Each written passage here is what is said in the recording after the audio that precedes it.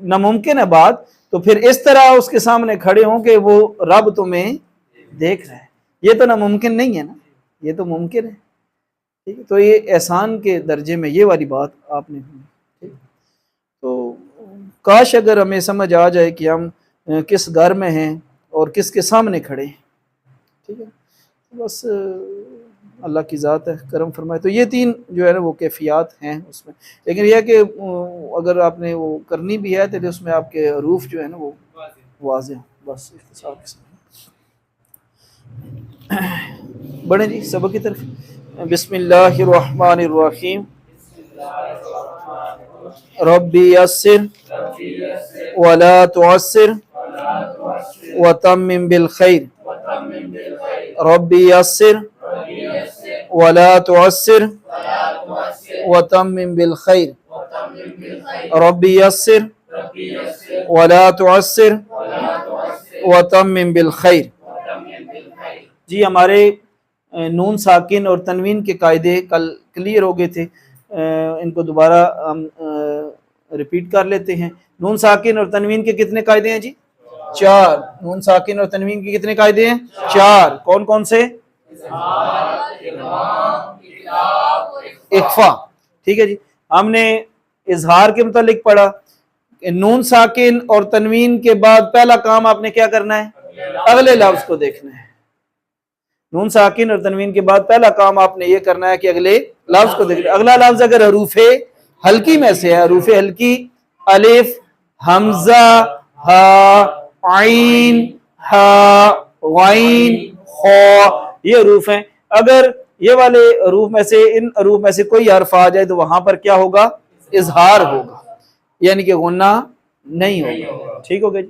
फिर हमने पढ़ा कि नून साकिन और तनवीन के बाद अगर 15 हरूफ आ जाएं, वो 15 हरूफ हमने लिखे थे, ता, सा, जीम, दाल, जाल, जा, सीन, शीन, स्वाद, द्वाद, ता, ज़ाब, फा, कौफ और काफ। ठीक है, वो इन 15 हरूफ में से कोई हर्फ नून साकिन और तनवीन के बाद आ जाए तो वहां पर क्या होगा? इख्फा होगा, यानी कि आवाज को हम नाक में छुपाएंगे। ठीक है जी। फिर हमने पढ़ा इदगाम के मुतालिक। ठीक है जी, कि हरूफे यरमलून, हरूफे यरमलून में से लाम और रा आ जाए तो वहां पर इदगाम का माना हमने पहले पढ़ा था कि एक हर्फ को दूसरे हर्फ में दाखिल कर देना। ठीक है जी। और फिर हमने पढ़ा कि हरूफे यरमलून में से अगर लाम और रा आ जाए नून साकिन और तनवीन के बाद तो वहां पर इदगाम तो होगा लेकिन गुन्ना नहीं होगा, यानी कि इदगाम बिगैर गुन्ना होगा। ठीक है जी। फिर हमने आगे पढ़ा कि बाकी अगर चार हरूफ आ जाए, ठीक है, या, मीम, वाव, नून, ये चार आ जाए तो वहां पर इदगाम भी होगा और साथ गुन्ना भी होगा, यानी कि इधर में इदगाम बिगैर गुन्ना है और उधर इदगाम माल गुन्ना है। ठीक हो गया जी। आगे हमने पढ़ा था फिर इकलाब के मुतालिक, कल हमने पढ़ा था कि नून साकिन और तनवीन के बाद हरफे बा आ जाए, नून साकिन और तनवीन के बाद हरफे बा आ जाए तो नून साकिन और तनवीन को मीम में बदल कर क्या करेंगे? गुन्ना करके पढ़ेंगे। इसको क्या कहते हैं? इकलाब कहते हैं। मैंने बोला था कि जहां पर भी आप तिलावत करें, छोटी सी मीम जब आए तो अगला लफ्ज कौन सा होगा? लफ्जे बा होगा, अगला लफ्ज लफ्जे बा होगा जी। ठीक है जी।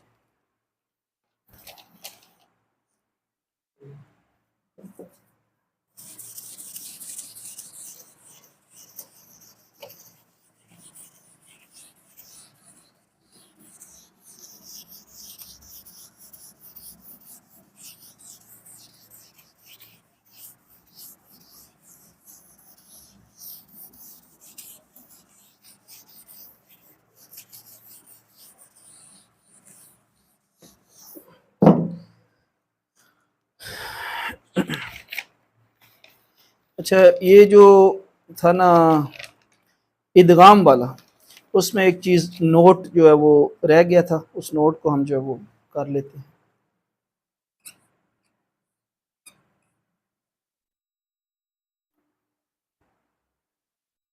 कहते हैं नून साकिन या तनवीन,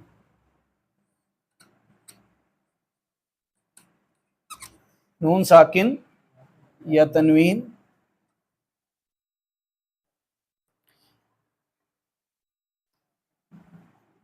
اور حروف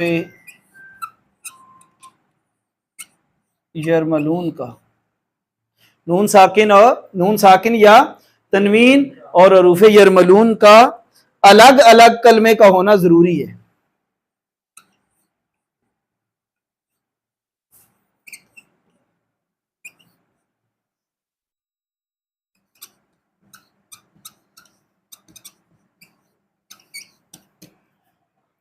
نون ساکن یا تنوین ان کا اور حروف یرملون کا الگ الگ کلمے میں ہونا ضروری ہے، ٹھیک ہے جی۔ جس کو ہم لفظ بولتے ہیں نا، لفظ حرف کہتے ہیں، اس کو عربی میں کہتے ہیں کالیمہ۔ کیا کہتے ہیں؟ کالیمہ، ٹھیک ہے جی۔ تو ان کا کہتے ہیں الگ الگ کلمے کا ہونا ضروری ہے، ورنہ ادغام نہیں بلکہ اظہار مطلق ہو جائے گا۔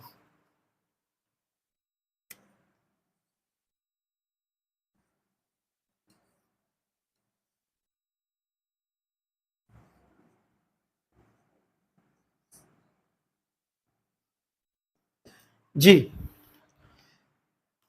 یعنی کہ کہہ رہے ہیں کہ نون ساکن یا تنوین اس کا الگ لفظ میں ہونا اور حروف یرملون کا الگ لفظ میں ہونا ضروری ہے۔ یہ دونوں الگ الگ کلمے میں ہوں گے تو پھر ادغام ہوگا، اگر ایک ہی کلمے میں آ جائیں تو پھر ادغام نہیں ہوگا بلکہ اظہار مطلق ہوگا، ٹھیک ہے جی۔ میں مثالیں آپ کے سامنے دو تین لکھ لیتا ہوں اس کی۔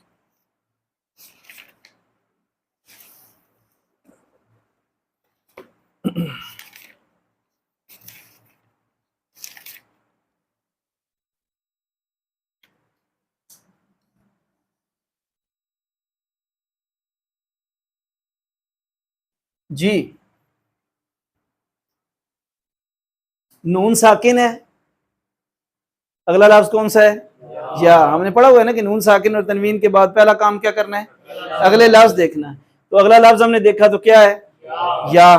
جبکہ قاعدہ ہم نے پڑھا ہوا تھا کہ حروف یرملون میں سے یا، واو، میم، نون آ جائیں تو وہاں پر ہم کیا کریں گے؟ ادغام بھی کریں گے اور ساتھ غنہ بھی کریں گے۔ لیکن ہم نے آج نوٹ بھی ساتھ پڑھ لیا کہ نون ساکن یا تنوین کا الگ کلمے میں اور حروف یرملون کا الگ کلمے میں ہونا ضروری ہے۔ کلمے سے مراد لفظ ہی آپ لے لیں، یعنی کہ الگ الگ لفظ میں ہونا ضروری ہے۔ اگر ایک ہی لفظ میں آگے تو پھر ادغام نہیں ہوگا بلکہ اظہار مطلق ہوگا۔ تو یہاں پر یہ ایک ہی کلمہ ہے، ایک ہی لفظ ہے، دنیا، ایک لفظ ہے، ٹھیک ہے۔ تو اگر یہ ایک ہی کلمے میں آ جائیں تو پھر وہاں پر ادغام نہیں ہوگا بلکہ اظہار مطلق ہوگا۔ تو اب ہم اس کو دنیا نہیں پڑھیں گے بلکہ دنیا، ٹھیک ہو گیا جی۔ الف سے پہلے زبر ہے تو الف مدہ ہو گئی، الف سے پہلے زبر ہے تو الف مدہ ہو گئی۔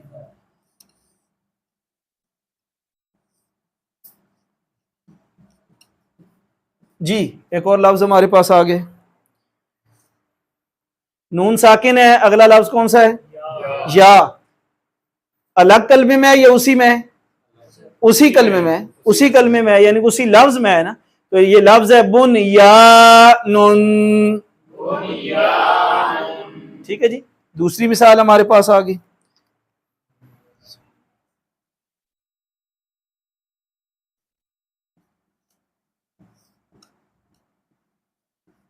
جی، نون ساکن اگلا لفظ واو، اگلا لفظ واو، الگ کلمے میں یا اسی کلمے میں؟ اسی کلمے میں، یعنی کہ اسی لفظ میں ہے، تو ہم یہاں پر اظہار مطلق کریں گے۔ اب اس کو میں اس طرح نہیں پڑھوں گا، سن وانن نہیں پڑھوں گا، بلکہ اس کو سن وانن۔ یہ میں نے واو کو لمبا کیوں کیا ہے؟ الف ہے اور الف سے پہلے زبر ہے تو الف مدہ ہو گیا، الف سے پہلے زبر، الف مدہ، واو ساکن اس سے پہلے پیش، واو مدہ، یا ساکن اس سے پہلے زیر، یا مدہ، ٹھیک ہے جی۔ تین مثالیں ہوگی، ایک اور مثال آپ کے سامنے رکھتے ہیں جی۔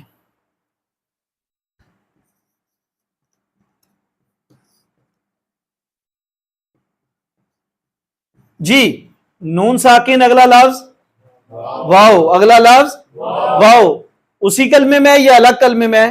اسی کلمے میں۔ قاعدہ نوٹ ہمارے سامنے آ گیا ہے، نون ساکن یا تنوین اور حروف یرملون کا الگ الگ کلمے میں ہونا ضروری ہے، یعنی کہ اگر الگ کلمے میں ہوں تو پھر ادغام ہوگا، اگر ایک ہی لفظ میں آگے، ایک ہی کلمے میں آگے تو وہاں پر ادغام نہیں ہوگا بلکہ اظہار مطلق ہوگا۔ تو اس کو بھی ہم پڑھیں گے کنوانن، ٹھیک ہے، اس کو ہم نے یہاں پر کن نہیں کیا بلکہ اظہار کیا ہے، کنوانن، ٹھیک ہو گیا جی۔ یہ ایک نوٹ جو ہے وہ ہمارا ادغام والے سبق میں رہ گیا تھا، تو یہ انتہائی اہمیت کا حامل نوٹ ہے جی، اس کو ذہن میں رکھیے گا۔ اور آج کے سبق کی طرف بڑھتے ہیں۔ آج کا ہمارا سبق ہے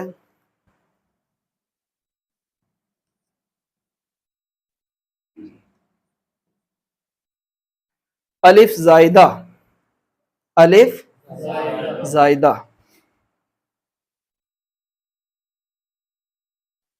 کہتے ہیں کہ زبر والے الف کے بعد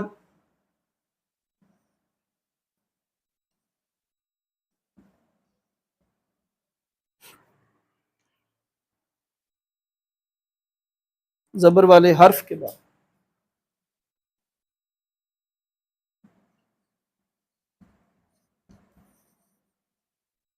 زبر والے حرف کے بعد الف ہو تو وہ مل کر لمبا پڑا جاتا ہے۔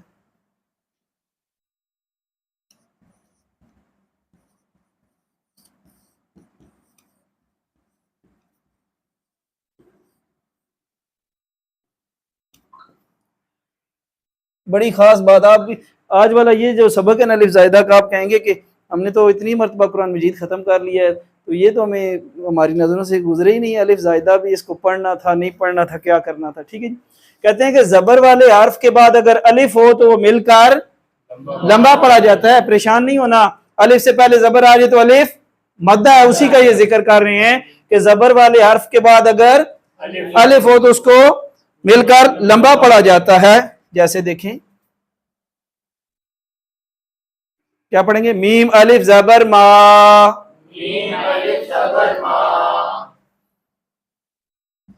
ہا الف زبر ہا، یہ بات کلیئر ہو گیا کہ کہتے ہیں اگر ایسے الف کے بعد جزم یا تشدید والا حرف آ جائے،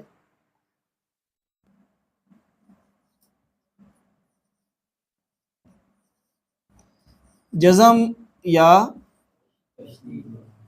پریشانی والی بات تو نہیں ہے، جزم آئی ہے تو جزم سے واقف ہیں نا آپ، ٹھیک ہے نا جی۔ کہتے ہیں ایسے الف کے بعد جزم یا تشدید ہو، تین دندانوں والی شکل کو تشدید کہتے ہیں، پیچھے ہم نے پڑھا ہوا ہے، ٹھیک ہے جی۔ تو کہتے ہیں اگر ایسے الف کے بعد جزم یا تشدید والا حرف آ جائے، تشدید والا،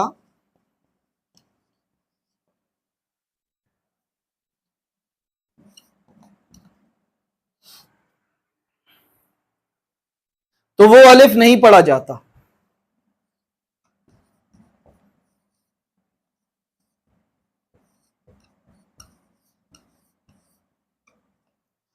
کہتے ہیں ایسے الف کے بعد، یعنی کہ اس طرح کی کنڈیشن والا الف ہو اور اس کے بعد جزم یا تشدید والا حرف آ جائے تو وہ الف نہیں پڑھا جاتا، ٹھیک ہے جی۔ مثال دیتے ہیں جی، جیسے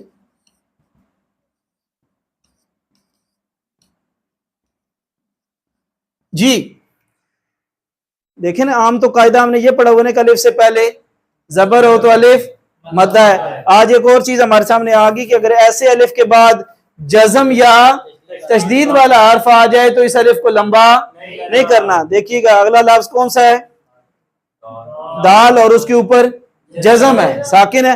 اب ہم اس کو پڑھیں گے فا دال زبر فد، عین پیش او، فدعو، ٹھیک ہے۔ اب اس کو میں نے فادعو نہیں پڑھا، قاعدہ ہمارے سامنے آ گیا۔ اگر ایسے الف کے بعد جزم یا تشدید والا، جزم کی مثال آ گئی، ایک تشدید والی کی مثال لکھ لیتے ہیں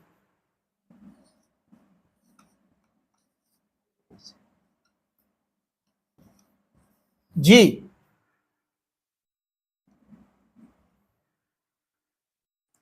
الف ہے، اس سے پہلے زبر ہے، ٹھیک ہے جی۔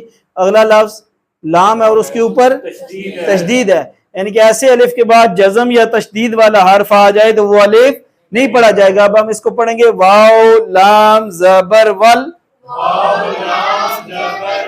لام زبر لا ولا ذال یا زیر ذی والذی. یہ میں نے اس کو لمبا کیوں کیا ہے؟ ہاں جی، یا ساکن ہے اور اس سے قبل زیر آ گئی ہے تو یا مدہ ہے، اس وجہ سے میں نے اس کو لمبا کیا ہے.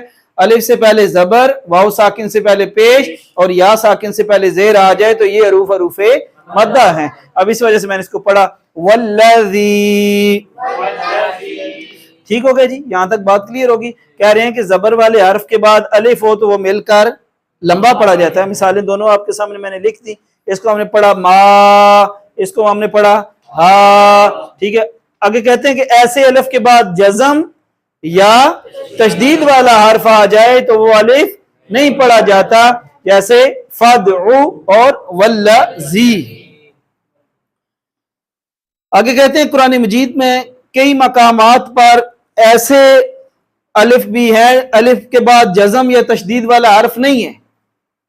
قرآن مجید میں کئی مقامات پر ایسے الف بھی ہیں جن کے بعد جزم یا تشدید والا لفظ نہیں ہے، لیکن پھر بھی وہ الف نہیں پڑھا جاتا. پھر بھی وہ الف، اس کو الف زائدہ کہتے ہیں. اس کو الف زائدہ کہتے ہیں. لکھ دو نیچے جو بھی لکھ دیتے ہیں. کہتے ہیں کہ قرآن مجید میں کئی مقامات پر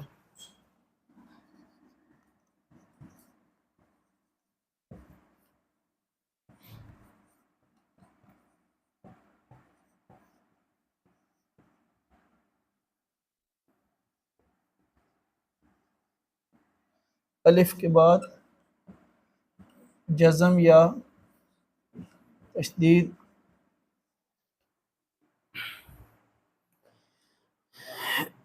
تشدید والا حرف بھی نہیں ہے.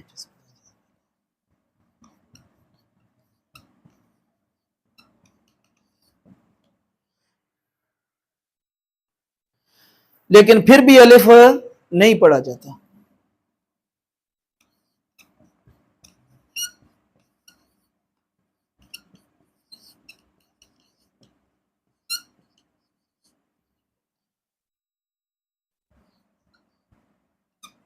اس کو الف زائدہ کہتے ہیں. کیا کہتے ہیں؟ زائدہ.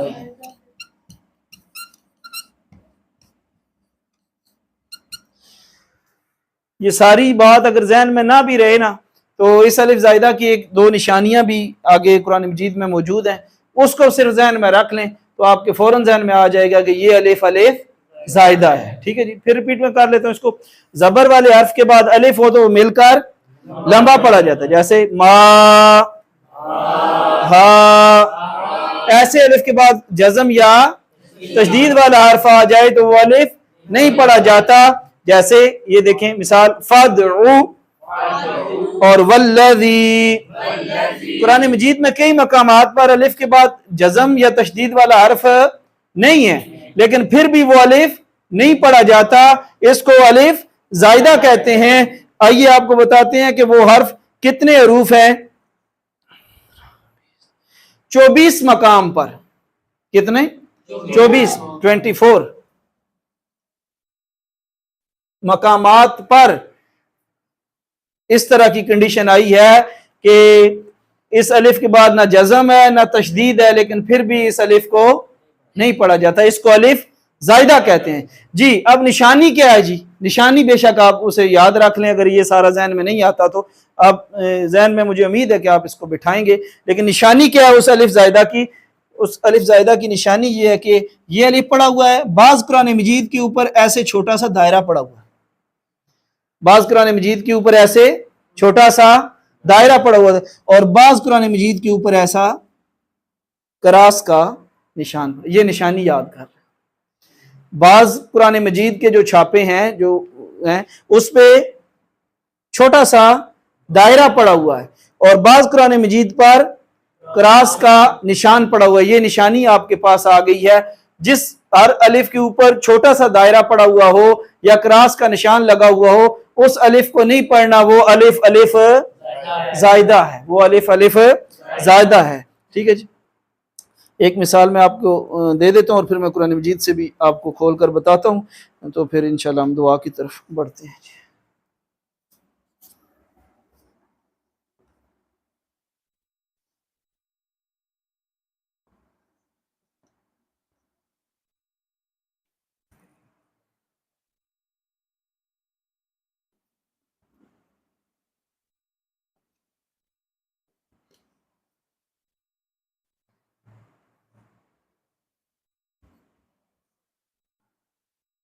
جی یہ دیکھیں لفظ، یہ اوپر کراس کا نشان آ گیا ہے۔ اب یہ الف، الف کیا ہو گیا ہے؟ زائدہ، اس کو ہم نے نہیں پڑھنا۔ اب اس کو پڑھیں گے حمزہ زبر ا، فا زبر فا، افا، حمزہ ہا نون میم زیر ہم،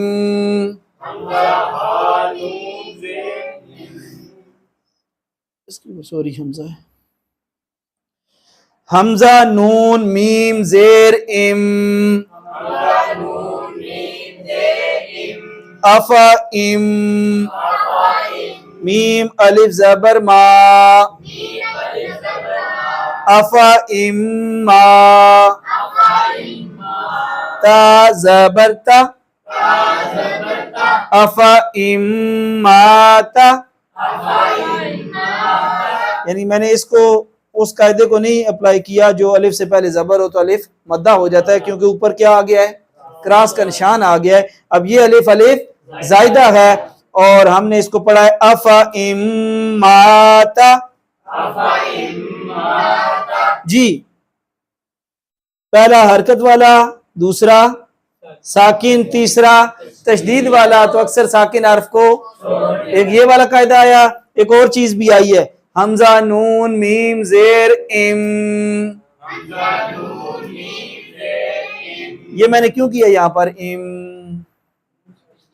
تشدید ہے، ہم نے پڑھا تھا کہ نون مشدد اور میم مشدد پہ ہر حال پہ غنہ ہوگا، نون مشدد اور میم مشدد پہ ہر حال پہ غنہ ہوگا، تو یہ میم ہے اور اس کے اوپر تشدید ہے، مشدد ہے، ہم نے غنہ بھی کیا، دیکھیے گا افا ام ماتا، یہ میں نے ماں کو لمبا کیوں کیا؟ الف سے پہلے زبر ہے، دیکھ لیں۔ اب دیکھ لیں لفظ کتنے اور کتنے قاعدے آگے جو ہم نے پڑھے ہوئے تھے، تو اس کو ہم پڑھیں گے افا ام ماتا، ٹھیک ہو گیا جی۔ اور بھی تقریباً اس کے علاوہ کم و بیش 23 مقامات پر اور بھی اس طرح کے الف ہیں جن کے اوپر کراس یا چھوٹا سا دائرہ جو ہے وہ لگا ہوا ہے۔ الحمدللہ رب العالمین والعاقبۃ للمتقین والصلاۃ والسلام علی سید الانبیاء والمرسلین۔ مالک ہمارا یہاں پر بیٹھنا سیکھنا سکھانا اپنی بارگاہ میں شرف قبولیت عطا فرما۔ بھائی قرآن مجید فرقان حمید کو سیکھنے کے لیے آتے ہیں، مالک مجھ سمیت ہم سب کی غیب کی خزانوں سے مدد فرما دے، ہم سب کے سینوں کو قرآن کے نور سے منور فرما دے۔ سبحان ربک رب العزۃ عما یصفون وسلام علی المرسلین والحمد للہ۔